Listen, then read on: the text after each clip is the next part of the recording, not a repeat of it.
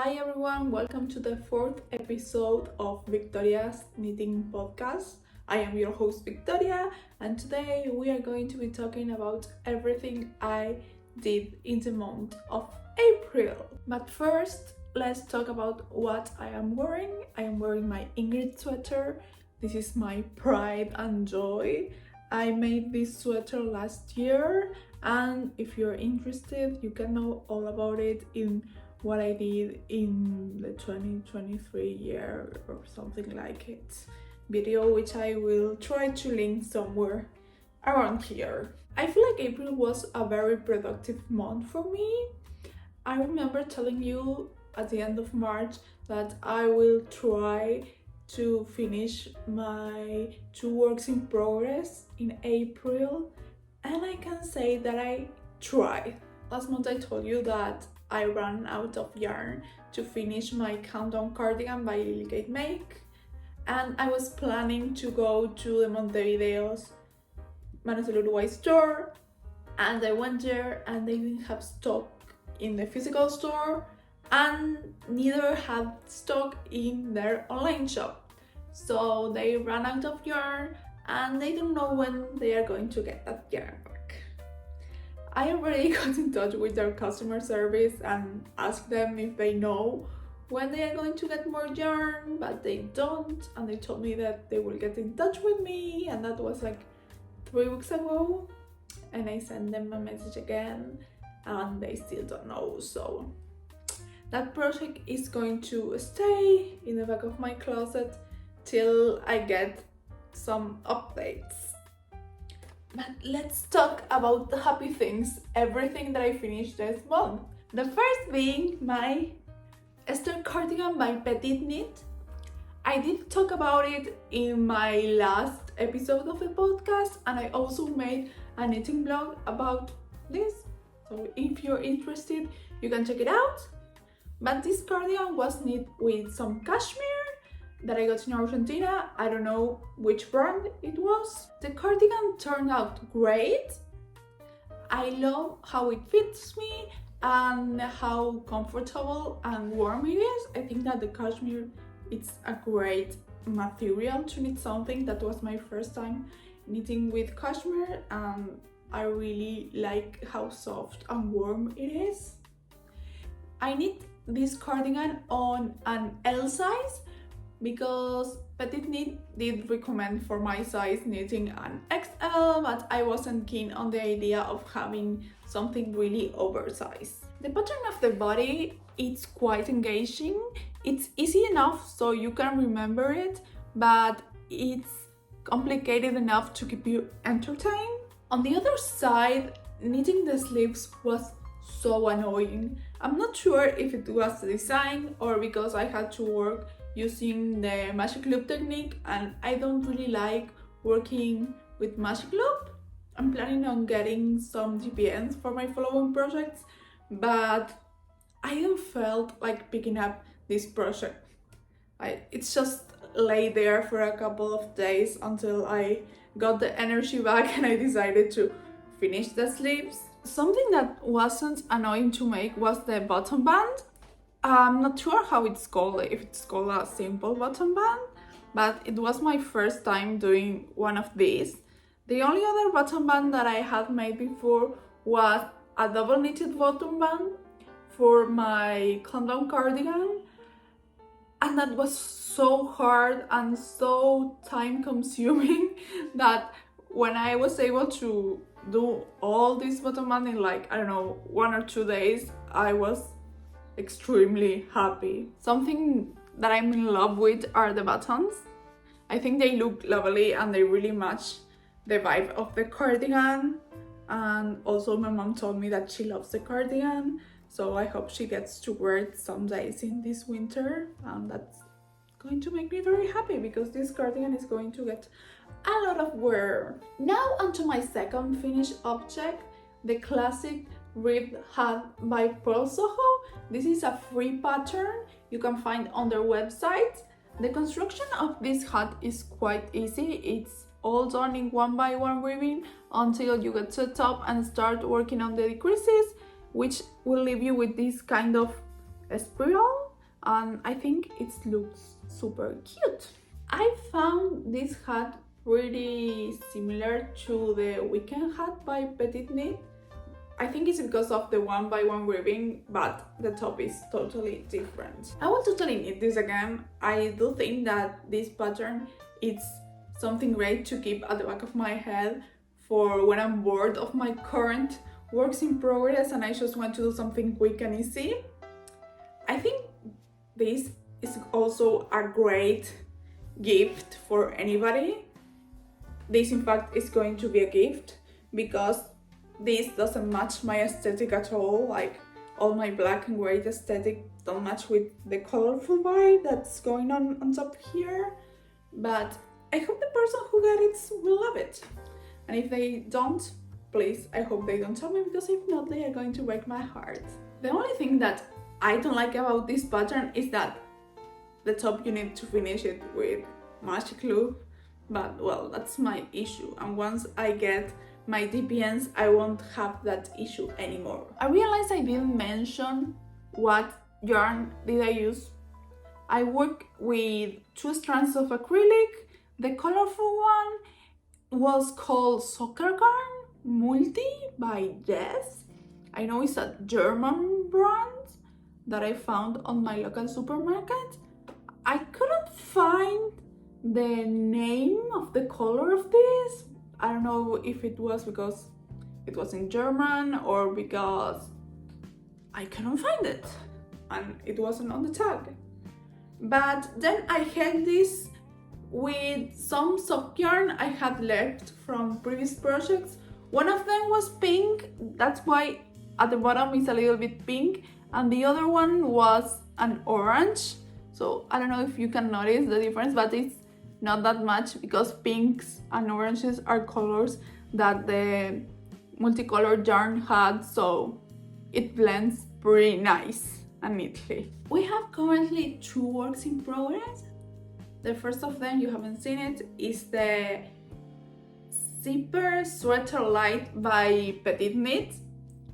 I did try to choose another designer, but the other 2 zipper sweaters that I found that I like only had 3 sizes and I didn't feel comfortable knitting one of them, so I had to go again for Miss PetiteKnit. I'm working with a merino alpaca blend that I got in my local craft shop. As usual, it didn't have any kind of labels and it's a little bit scratchy. This is not the softest thing I have ever felt in my life, but I got 100 grams for just $5, so I'm not going to complain about it. I managed to meet gauge, but I had to go down half a size, which I see that is a recurring issue for me. So I have come to the conclusion that I need quite loose. The construction of this sweater starts when you cast on the stitches for the folded neckband, and you do it by working with the Shudi Magic cast on technique, which I haven't used before and it was easier than I expected. The thing you do after casting on the stitches is knitting on just one side until you get to the length, to the recommended length, and after that you have to fold it and knit the cast on stitches with, well, the stitches you were just working with, and that creates this folded neck, which is super squishy and fluffy, and I really like it.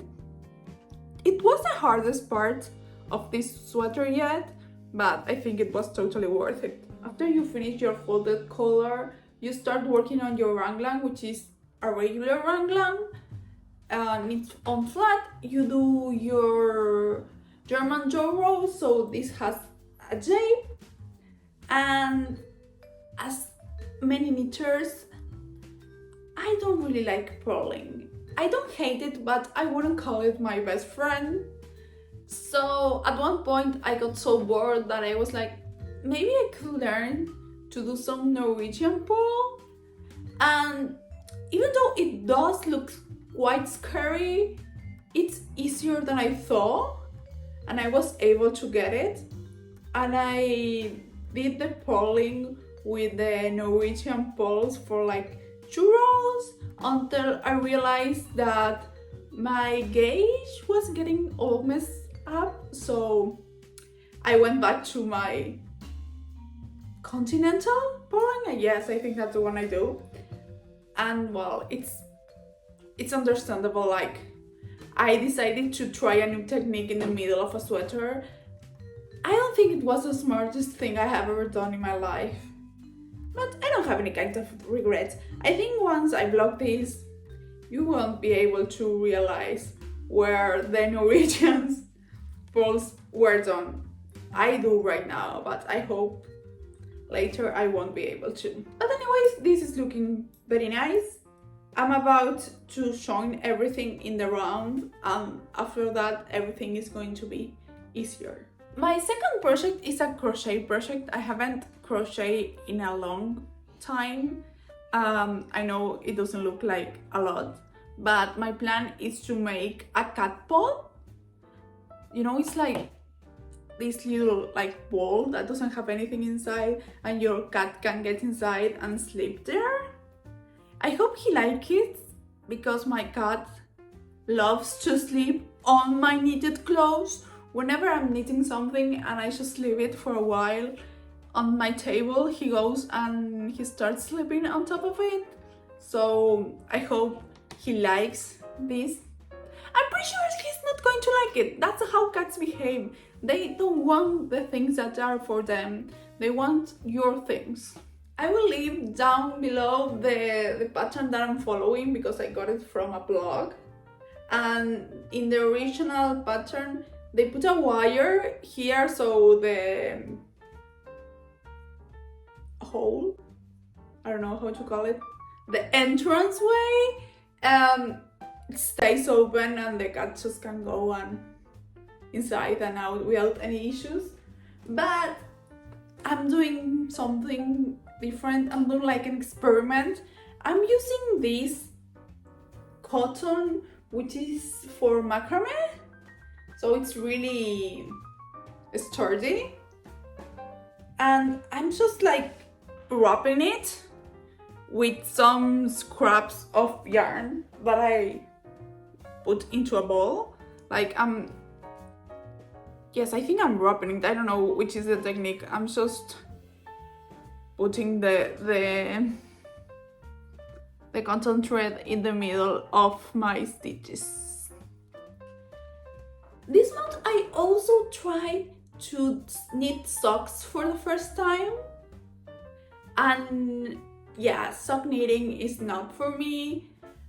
I think it was partially because of the magic loop, and that I don't like magic loop, but I also thought it was quite pointless because I like wearing white socks. That's the only socks I ever wear. So I don't think that cute socks are going to be something that I would wear. So I just quickly became discouraged about knitting socks. So I'm just going to keep knitting sweaters, which I think they're my favorite thing to knit. And other people, please enjoy your sock knitting. I don't have any acquisitions for this month, but I have something to fill in. My mom knit herself this sweater like 2 years ago, and she doesn't really like it, and she asked me to frog it and make something for her, which is really exciting because she has never asked me to knit something for her, so that makes me very happy. We are planning on getting something else to hold it together.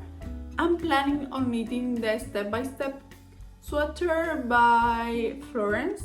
I never know if it is handmade with Florence or handmade by Florence, but you know her. I hope you do. And if you don't, you should look for her because I really love her work. And yeah, that's are my plans for the following month. So that was everything for the month of April. I hope you enjoyed this video. If you did, you can give me a like, leave a comment down below, subscribe to this channel Follow me on Instagram, where you can find me as Victoria.Sif. Yeah, that was all the self-promo that I think I can do. And without anything else to add, I would say please take care, have a great month, and let's see each other in the next video. Adios!